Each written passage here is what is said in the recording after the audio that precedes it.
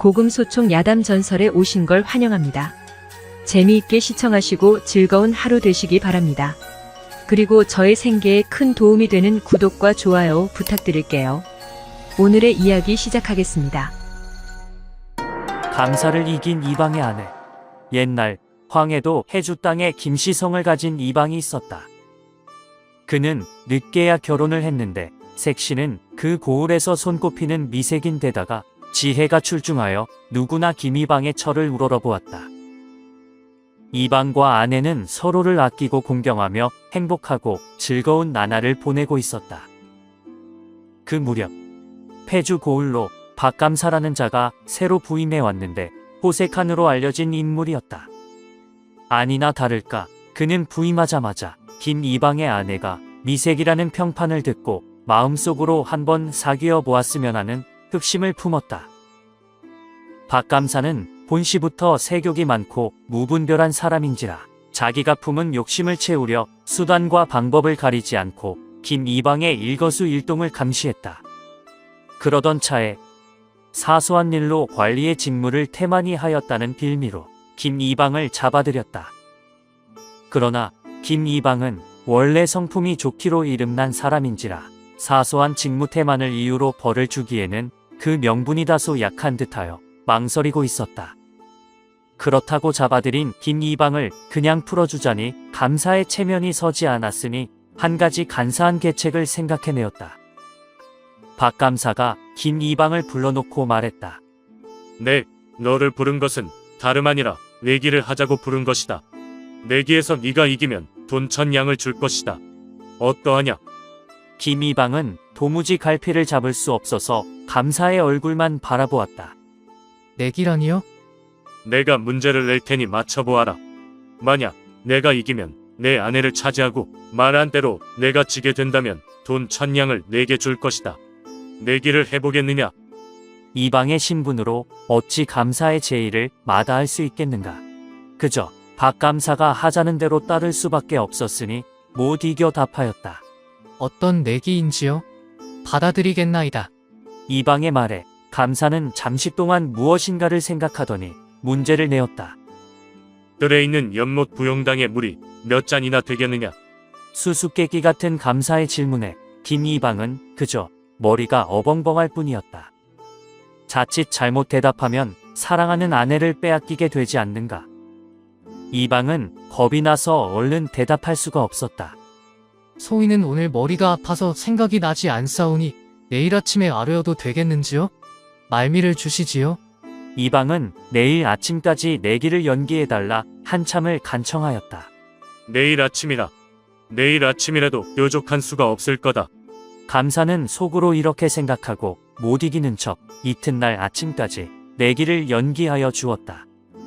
집에 돌아온 김이방은 저녁도 먹지 않고 근심에 쌓여 멍하니 앉아 있었다. 머리에 수건을 싸매고 한참을 궁리해 보았으나 도무지 부용당의 연못물이 몇 잔이나 될는지 가늠할 길이 없었다. 오늘따라 무슨 일인지 수심이 가득한 남편을 지켜보던 아내는 저녁 밥상을 남편 앞에 내려놓고 말하였다. 서방님, 걱정도 힘이 나야 하는 법 아니겠소. 밥이나 한술 뜨고 다시 걱정하시오. 어서 드시오. 그러나 감사에게 아내를 뺏길 생각을 하니 차마 목구멍에 밥이 넘어가질 않았다. 한동안 숟가락을 들었다 놨다 부산을 떠는가 싶더니 이내 이방이 한숨을 길게 내쉬며 부인에게 말했다. 여보, 이 일을 어찌하면 좋겠소? 당신과 나의 연분이 여기까지인지 내일이면 생이별 하기 생겼다오. 이방의 뜬금없는 말에 아내가 깜짝 놀라며 물었다. 아니, 그게 무슨 말씀이세요? 당신은 내일이면 감사의 마누라가 될게요. 아내는 남편의 말을 도무지 이해할 수도 없거니와 이별이라는 소리가 절벽처럼 가로놓여 눈물이 앞을 가리었다. 오늘 관아에서 무슨 일이 있으셨길래 이런 말씀을 하십니까? 속 시원히 말씀 좀 해보십시오. 아내는 울음 절반 의심 절반으로 이방에게 말하기를 재촉했다. 남편은 다시 긴 한숨을 쉬고 나서 내끼지 않는 입을 열어 자초지종을 얘기했다. 남편의 말에 한참을 듣고 있던 아내는 갑자기 미친 사람처럼 깔깔깔 웃기 시작했다. 그러더니 대수롭지 않다는 듯 말했다. 여보, 그런 일이라면 걱정할 것 없어요. 사람의 일이란 앞일을 알 수 없는 것이니 될 대로 되겠지요. 이방은 이렇게 태어난 아내의 모습을 보고 마음이 좀 언짢았다. 이방은 걱정에 걱정을 하고 있는데 부인은 기쁜 표정으로 냉수하는 것이 아닌가. 남편은 그런 아내의 태도에 불만을 품고 원망스럽다는 듯 말했다. 당신은 감사의 아내가 되고 싶은가 보. 이리도 아무렇지도 않으니 말이오. 나는 이리도 걱정이 태산인데 말이지. 이튿날 아침이 되었다. 밤사이 잠도 못 잔 남편과는 달리 아내는 걱정 없는 밝은 얼굴로 아침밥을 먹고 새 옷을 차려입고 외출을 서둘렀다. 남편은 이 같은 아내의 외출이 매우 언짢았으나 하도 어이가 없어 꼬지람할 마음조차 생기지 않았다. 이방은 자리 속에 몸을 파묻은 채로 바깥으로 나가는 아내를 흘겨보며 불만 가득 섞인 얼굴로 물었다. 당신 어디 가오? 감사에게 갑니다. 아내는 아무렇지도 않다는 듯 태연하게 대답하고선 나가버렸다. 잠시 뒤 김이방의 아내가 관가에 이르렀을 때였다. 아침을 먹고 뜰에 나와 부용당 가에 있는 정자에 앉아있는 박감사의 눈에 웬 여인이 자기를 찾고 있는 것이 보였다. 오호라. 해주고을에서 보도 듣도 못한 기생인 모양인 게로구나. 감사는 이런 생각을 하며 그윽한 눈으로 바라보더니 이내 그 여인을 손짓해 불러 물었다. 어인 여인인구. 감사의 물음에 여인은 서슴지 않고 대답했다. 저는 이 고을 김이방의 아내이옵니다. 김이방의 아내라는 대답에 순간 감사는 여인을 뚫어져라 바라보며 속으로 부르짖었다. 해주에 이렇게 아름다운 여인이 있었담구. 정말 여지껏 보지 못한 양귀비와 같구나. 그러면서도 겉으로는 어깨에 바짝 힘을 주고는 위험 있는 척을 하며 물었다. 어인 일인구. 김이방은 무얼 하길래 자네가 이리 온 것인가? 고개를 조아리고선 김이방의 부인이 아뢰었다. 남편이 어젯밤부터 갑자기 시름시름 앓더니 말을 못하게 되어 제가 대신 왔습니다. 그럼 내가 남편을 대신해서 내기를 하겠다는 말이냐? 그렇다면 어떤 내기인지는 알고 있으렸다. 예, 잘하옵니다. 지든 이기든 제가 책임지겠습니다. 김이방의 부인은 간단명료하게 대답했다. 좋다. 그렇다면 내기를 해서 내가 지면 너는 내 아내가 되겠다는 말이지. 감사는 다시 한번 확인하더니 곧 그녀에게 물었다. 좋다. 그렇다면 내가 다시 묻지.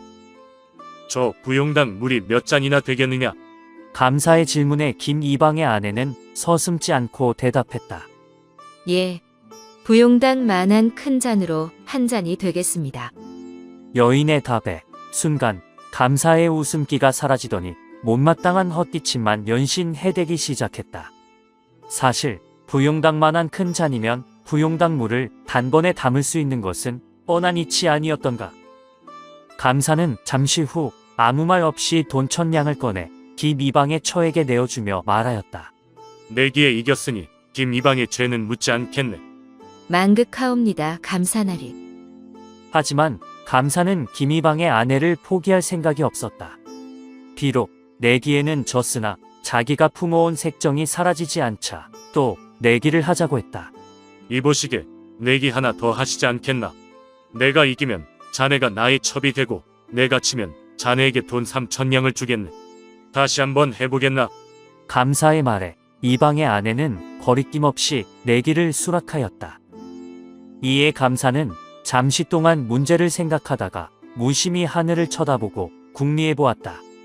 저 태양이 하루에 몇 리나 갈까? 그것은 자기도 알 수 없는 어려운 문제였다. 이 문제라면 천지신명이나 귀신도 모르리라.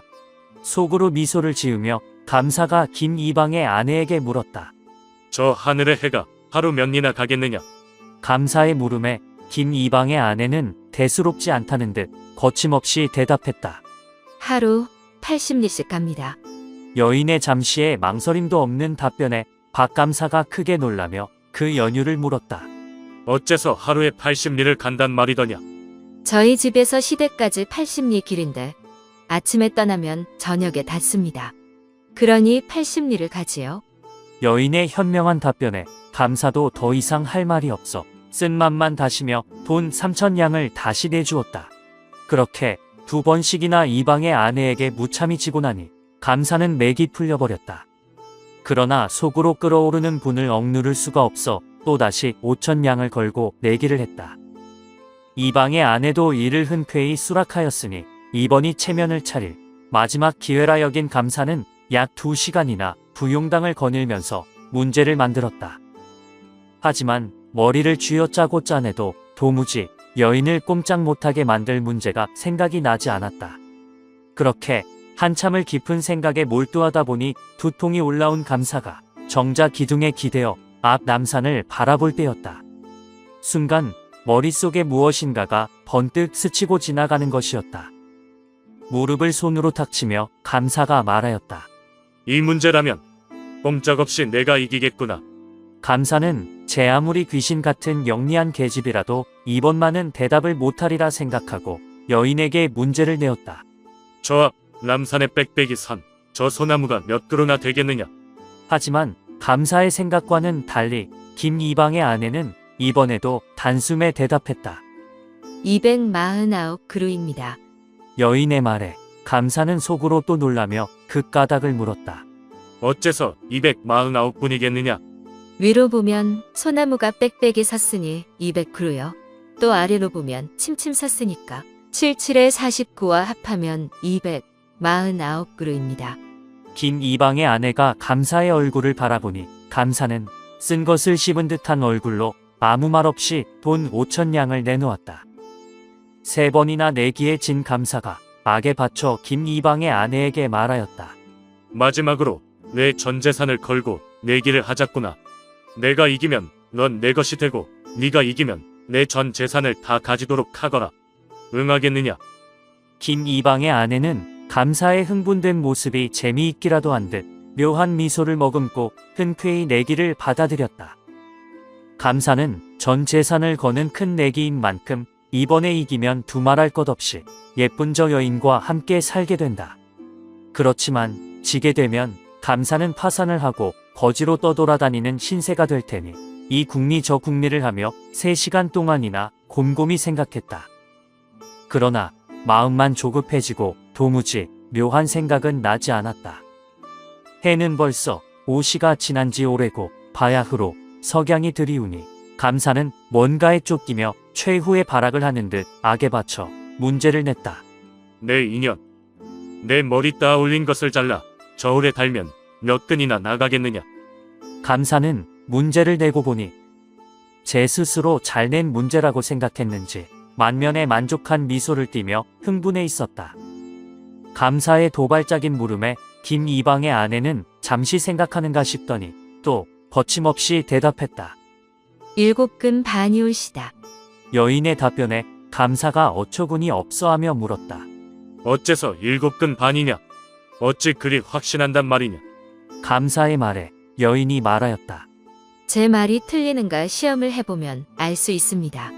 나리의 머리를 잘라서 저울에 달아보면 제 답이 틀린 것인지 알 것이니 말입니다. 여인의 말에 순간 감사의 온몸에 소름이 돋더니 자신도 모르게 몸을 떨며 망설였다.